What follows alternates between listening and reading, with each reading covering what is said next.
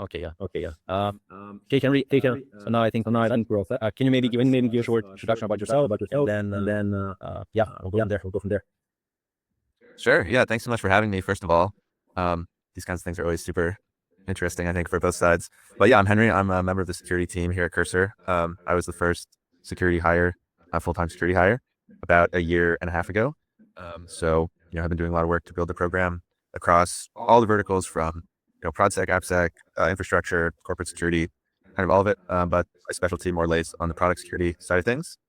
Not sure what the crowd is most interested in, but happy to talk about sort of any of those areas, and then we can get into some Q&A after. Yeah, that sounds great. I think here we have more technical crowd. So as I heard, this is part of this. The meetup is hosted in this hub on to accelerator. They got a hack so many teams, so many things. Our accelerators are listening actually. So I think you can people would love to hear your experience. Some interesting ways how you did some work around side or AI in general. You have whatever you have in mind. We're happy to hear that and then maybe 10 minutes or Q&A. Awesome. Yeah, definitely. I guess something I think is pretty interesting is how AI can be used as a multiplier on the defensive side in general, as well as obviously on the offensive side.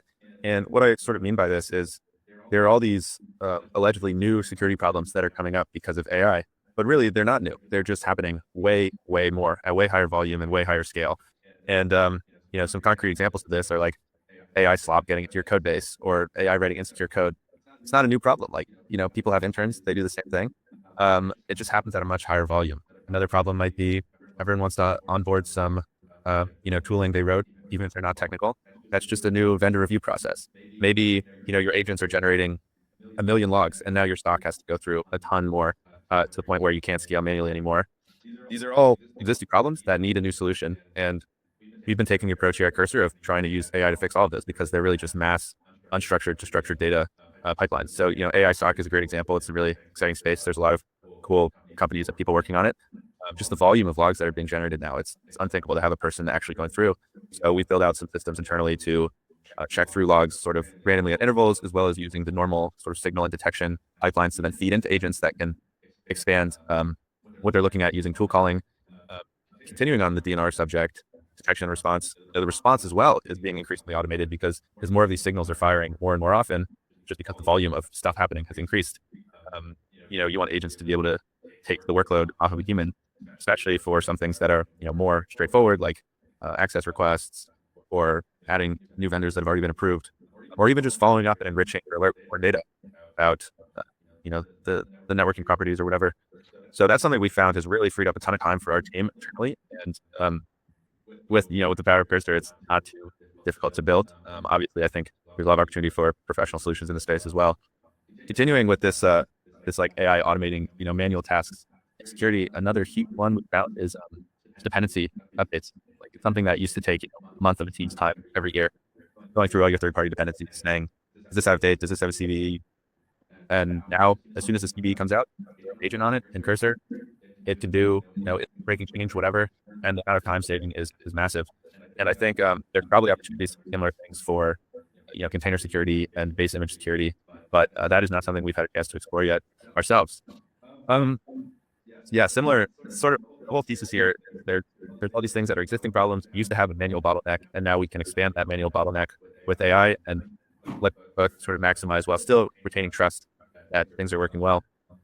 And a big focus of mine on product security is not shipping vulnerabilities in Cursor. That'd be bad. So one thing we do is write up a big list of invariants we care about in natural language about code. So this could be something like, the agent should never be able to access your Etsy password file, or the agent should not be able to send a network request without human approval. Maybe it's something simpler, like, there shouldn't be unauthenticated open ports running on the local app. And every week, we just run an agent for each of these invariants that looks over the whole code base and verifies if it's true or it's regressed. And using this, we've got real regressions introduced by employees and fixed them before release. And it sounds so simple. Like, of course you want to check that these invariants are true, but now you can scale it much better and much harder. And I'm sure, there's a million more opportunities in the space that people have thought of. So I'm really interested to hear if anyone's got their own sort of similar solutions. But yeah, that's I hope that was interesting, but that's a high level view of how I think we're using AI to accelerate the defensive side of security here at Cursor. Yeah, that sounds great. No, I think yeah, we can already maybe use the Q&A her, and her audience has a bunch of different questions. Maybe to start off with are you personally using cloud agents against local agents, and maybe you can also touch upon some security considerations with cloud agents, or how do you personally think about it? Yeah, great question. I think it depends on the type of workload you're doing. For me, I do a lot of sort of like research paths in the code base. That's how it works. I can review them better. And for those, cloud agents are great because I want to run a lot of these in parallel and then sort of collect the results. And cloud agents let you do that without the overhead of local work tree management or anything like that, which gets a little annoying. In terms of and also UI stuff is really nice in cloud agents because it can create proof like videos and photos of the final UI and then just send them back to you. And it's like, oh, cool, it worked. Um, in terms of the security side of things, you know, obviously there are a lot of concerns around exfiltration, I think is the main one, like extending your code or any secret you may provide to the cloud agent out of the environment. And so we have a feature or sort of a firewall kind of thing where you can provide a list of domains and the agent will be constrained to only that outbound traffic to the domains from the cloud agent, which should alleviate most of those concerns. Of course, it's how you pick your domains, like some are riskier than others, but yeah, we've applied a pretty strict lockdown internally here at Cursor, and that we give quite a few credentials to the agent through their sort of secret manager system in the platform, hit it in the settings, and using that, the agent's able to fully run our back end and our front end in the cloud and complete this feedback loop of being able to test its own changes, which makes it a lot more efficient for shipping code. Yep, I love the demo recording feature.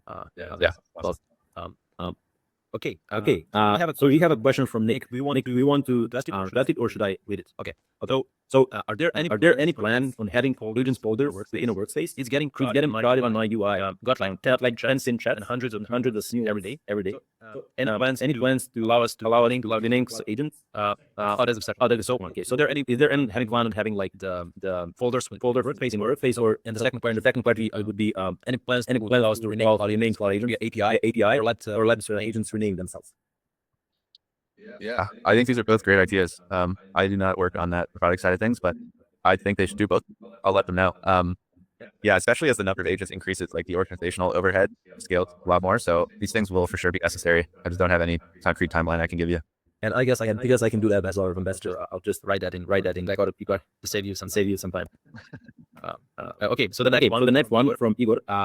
What is Cursor's view AI agents usually evolution? Given that current often grant them permissions, API access, right capability, and by their tend to hallucinate. Do you expect the universe to converge on stronger middleware layer verification and control? Will agent reliability unproven use the need for safeguards?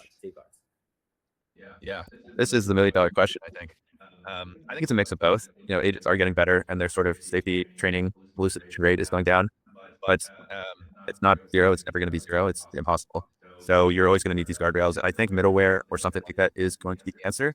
We found a lot of success with sandboxing for the terminal tool, for example, which is like, or I guess you can call it middleware. And that's been great because you can just establish this firm perimeter of actually what the agents be able to take, and it's being constrained to them. I think yeah, it's a scary world out there, especially with all the MCPs flying around and a lot of people in YOLO mode. We'll see what happens. I do think this middleware sort of MCP gateway type of product is going to become quite successful in the future. But yeah, it's going to be a mixture, definitely. All right. The next one. So this one is tell us some crazy story. What's criminal describe it first if you have some access in that information. I don't know how much of these I can share. But I will say back in the early days, like a year ago, we did not have much fraud protection. Like we were just, 2018. So we got a lot of fraud, attempts at fraud, and it would not be coding. It would be general AI usage just going through us because, they would abuse the free trial system or something. And some of the questions were pretty weird. It would be, a lot of like, write me a book about the weird children's story. And ended up costing, quite a bit of money to us just so someone could like read their kid a book at night. But yeah, I don't think I can tell you guys any of the really fun stuff. Right. So any tips on how to use AI to create your apps from Vladimir. So basically, yeah, I need to have how to do more maybe guarded, how to do more secure code. Yeah, I think rules and skills are going to be the answer here. Especially depending on your code base. If you're working in a large group, it's 100% worth it in my mind to really invest in a strong set of skills or rules to not just for security, but also for general style and like the way you like to treat your abstractions. But yeah, on the security front, having those kind of definitions of these are patterns to avoid, these are patterns to follow is massive. Another thing is, review, not just manual review, but automated review, like Cursor BugBot has been massive for us. We also have an internal version that just does security review. It's like a copy of Cursor BugBot that we're thinking about maybe making a product at some point. And that has been huge. So I think leveraging automation and letting the AI follow the rules you lay out in the first place will make things a lot better because people like you and me are not writing the code anymore. It's being done by the agents. Those kind of guarantees, well, not guarantees, but guardrails can really help. All right. And maybe as a follow-up in cursors, do you still like have some pieces of the code there that like step out of your require maybe more bus reviews, maybe require even that humans write code, or it's really automated already? Not everything. Most things are, but some sensitive stuff like the authentication code, which is both really sensitive for security and for reliability, requires manual review, but it only gets changed once every 3 months, so it's pretty low overhead. But yes, there definitely are still things that are not fully end-to-end AI. I mean, those things, a person is looking at it at least at eye level. But yeah. Okay.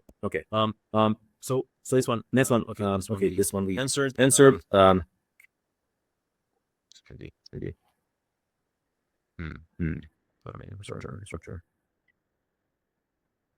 And the question is, how do you use Cursor to automate infrastructure security workflows and solutions? Yeah. So we do all infrastructure as code. So it's very similar to using Cursor for coding. But we have a suite of tools that sort of describe the kinds of infrastructure patterns we want to avoid. Stuff like wide open security groups, and then we also have normal security tooling. So like stuff like Wiz adjacent that can provide feedback. And if you give enough sort of MCPs to the agent, it can iterate on its own of, hey, this might be a problem that exists in your infrastructure. Here's how I'd propose a fix. Or, using AWS native tooling the same way. But we're pretty careful, not to give it write access directly to our infrastructure because that would be terrifying. But sort of stuff like, listing tasks, listing keys, and so on. It's been useful to give it that kind of granularity in addition to the infrastructure code stuff. Gotcha. So we have let's say example of a code base of 2 million lines, and how much money and time would be needed for that for security code review. I guess the question is more towards how do you think there's going to be cost against the value with AI as it develops further. Yeah. Well, it's going to be a lot of tokens. I mean, that's a lot of lines of code, but I think you can sort of limit that a lot. I mean, if you're doing like manual, vulnerability research, you don't look at all the code. You look for specific patterns that might be vulnerable, or you look at areas that have important logic to look for logic bugs. And when properly prompted, the agent can do the same thing and say, oh, I don't care about how you're rendering a text box. I care about how you're doing authentication or fetching something in like an SSRF vulnerable way or whatever. So obviously it scales with the size of the code base, but I don't think the agent's going to be reading all 2 million lines of your code base to try to find vulnerabilities. It's going to try to get a lay of the land and then dig into specific. But yeah, I don't have like a number off the top of my head, but it definitely can cost some money. All right. Then the last one here is, does one need to have somewhat decent grabs everything to be a generalist, to be a pro cyber specialist, or does one need to take one of the things and learn them the tiniest details? Very good question. I think it depends. They can both be successful. It depends on what vertical specifically you're interested in. Like some things require less breadth and more depth. Like DNR, I think is one of those things where if you're credible at it, breadth into stuff like, ProdSec or like offensive security, not important. Whereas if you want to be on product security, you probably have a more wider base of general engineering skills.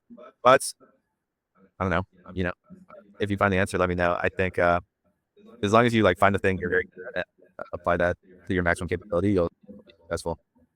What is your favorite things about cybersecurity? I think it's all the cool tricks people find. The way that abstraction breaks down, I think is really cool. Before I worked here, I did a lot of embedded work, and there was always really cool vulnerabilities that came out of people misunderstanding their software abstraction and finding some weird way you could use, some low-level primitive to do something you wasn't supposed to do. And I think that kind of repurposing of broken abstractions is just really cool. Okay. Let me just have another one. So latest cursor UI review the preview in favor of agent orchestration. Do you think it's a bit early to relegate everything to agent? How do you personally write the balance of manual code review and trusting generated output? Yeah. Personally, I go back and forth between the new UI and the old UI depending on the task. I think the new UI is great for tasks that require less manual review, like UI stuff, things like explain this code to me, things where you're already mostly looking at the chat output. But for more in-depth, complicated changes, I think using the IDE is necessary in some cases. And so that's why we've kept them both as an option instead of cutting off the IDE. I'd be pretty upset if they got rid of the IDE completely. I mean, I use it half the day. So yeah, I think they're both necessary, but it depends on the task. And you can still review code in the new. It's like on the other side of the pane, but the option does exist. Yep. So I guess we maybe. So okay. So what percentage of code is written by AI at Cursor? Probably almost all of it. A lot. You use Cursor to build Cursor, so probably 90 plus. Okay. Another one from myself. Are we close to the AGI? I don't know. Not the business we're in here. We're in the software business, but we'll see. All right. Any other questions from the audience? All right. Maybe. So what questions we didn't ask that we should have asked? That's a sneaky reverse question. I'm curious to hear from you guys. Like, what sorts of tasks are you finding Cursor most useful for? What tasks are Cursor not useful for, and how can you make it better? Like, what are edge cases that are not being covered by Cursor right now? Okay, if anyone wants to answer, we can step in here and then speak. Víte, tak právě bylo by dávat rozhodně kos, až dopísal právě to doprš se. Okay, we have Nick here. Nick, you can. What up? Okay, so I guess I don't know if I should answer your question or ask you my question. Either way. Okay. All right, I guess I'll answer your question. I think Cursor, I've tried pretty much everything under the sun. The only thing I haven't tried is like Windsurf, which I feel like they kind of lost the race when they exited. So I feel like Cursor is really, it's state of the art when it comes to actually building things. Like when I have to go dig under the hood of the car and like change the engine or whatever that is. So I would spend most of my day in Cursor, but then as an agentic harness in and of itself, I don't really use it. So I have my own stuff that I build in Pi that runs, on like either now no longer on Anthropic subscriptions, but like, on chat codecs and whatnot. And there I spawn, swarms of agents. And actually a lot of the features that I ship for the SaaS I'm building is built by this swarm of agents. But then I actually build the swarm and the harness inside of Cursor because that's like too important of a job. But the actual like bug fixing and feature requests that people do, that goes to the swarm. And I don't know, like it's almost like there's like these two worlds of things I really care about and like I need to do. I do that in Cursor, and then the other stuff I delegate that to the swarm of retards that just kind of go and do it themselves. That's how I feel about it. It's like there's these two worlds. I don't know if you guys. I also use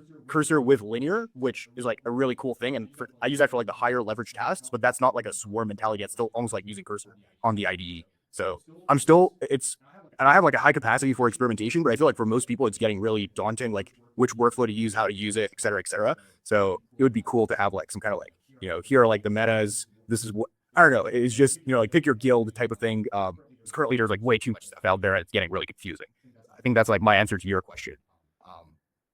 Yeah. Do you want to piggyback on that one, or should I ask my question? No, that's super useful feedback. I think we're thinking about more like extensibility stuff. I'm curious, like, if we had a kind of platform where you could build your own swarm off of it, like, is that something that would interest you? Like the thing with the swarms, like the unit economics of it the economics of it are a huge part of the whole story. I spend about 8.5 grand a month on Cursor right now, and it's really stretching it. It's like it's getting to the point where I feel really bad about that, and then I start delegating more to like a very cheap swarm that's running on like super cheap models or even subscriptions, which you don't even think about it. So there's that component I feel like we have to figure out, which is what are the things that you don't mind paying a lot of money for, and what are the things that you don't want to pay money for, and then like finding the middle ground. I feel like in Silicon Valley, you guys have like huge funding rounds, like massive ARRs, and that kind of goes out the window, right? It's like a dev is spending 10, 20, 50K a month on credits. It's kind of like, it's like, fuck yeah, let's do it. But pretty much everywhere else in the world, that's like ridiculous money to spend on tokens. And I feel like because of that, a lot of the market is shifting towards Pi, all these like agent swarms. So I think that's something that you guys, if there is something that you guys should consider, it's the economics of it more than just the sheer functionality, because the functionality is already really good. And I can already coordinate a lot of that stuff with the cloud agents. Honestly, there's a lot of work still to be done, but if you don't fix the economics of it, I feel like you're going to lose the adoption. So yeah. Totally makes sense. My question for you is, So my girlfriend applied to work at Cursor like 17 times. And I think I know a lot of guys who would love to work there. Some of them are US based. What was your process like for going to work there? Was it like, a buddy hire where did you already work with some of the guys there, or what does that look like, and how hard is it to actually, get a job at Cursor? Yeah, I think it's changed a lot since I joined. I was there. I was like the 25th employee probably, so it was not a very established process, and it was like a referral, friend of a friend kind of thing. I think most of the first 30 or 40 hires were personal network kind of things.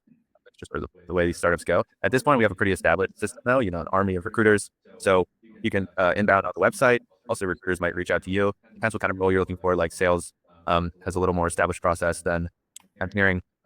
Then the process for engineering is phone screen, a couple technical interviews over the phone, and then you come in for 2 full days to the office and meet people and work on a small project and present it, which, we have to manage a big time commitment, but it ends up being fun for everybody. So yeah, I would just say, apply online, talk to people, and yeah. Is the whole team in the same office 5 days a week? No, so we have 7 days a week. no, not 7 days a week. We have an SF office and a New York office, and then some remote people as well. But yeah, I would say most people who are in SF, for example, come to the office. But like, if you're sick or whatever, it's fine. And they also have agents working. So Yeah, agents never sleep. any other questions? Any other questions? We have one in the back row. Yeah. Do you wanna come here or? Really? Yeah. It's me. So, it's your experience in the future. You'll be the security issue related to AI. So based on your experience, what will be the biggest issue in the future related to AI? Security issue. Yeah. There's a lot of possibilities. I think, and someone asked a question earlier around whether middleware would be necessary, and I think that is something that will 100% be necessary and not fully in place for a lot of vendors. A lot of MCPs out there about access, and you're one project back away from like a lot of bad stuff happening. So we'll see what happens there. But if God forbid, there's some kind of big leak that happened because of that, I think everyone would get a lot more dialed in on this sort of thing. I think people are, of course, taking it seriously, like we're taking it seriously, but it's difficult to motivate some of that work when it also is a trade-off with productivity. So I think, yeah, basically, like what I'm trying to say is sanitizing input and making sure input solutions are trusted is going to be a really difficult problem because you have to understand intent, and that's something that even people can't do. Okay. And is there maybe a last question? Is there any product or like area and Cybersec like you would like to see people building or what should people in Cybersec focus on right now? What do you think? Yeah. I think anything where there was previously a human bottleneck, but now the input volume has increased, there's a huge opportunity. So that's like AI SOC, AI vendor review. I'm sure there's some compliance opportunities, like better triage after dynamic analysis, static analysis, like cloud EDR, regular EDR analysis, dependency evaluating, and supply chain software, basically. Pretty much all of these things that used to take some kind of subject matter expert spending a lot of time on each case and have way more cases coming in and way more cases being handled. And so there's a lot of opportunity there. Yep. Awesome. Thanks, Nerf, for being here. I believe this was super insightful, everyone, and looking forward to have you on the future meetups as well. Yeah, thanks so much for having me and for all the great questions. And always glad to see some fans of Cursor. Have a good day. Thanks, Henry. Peace out. Bye.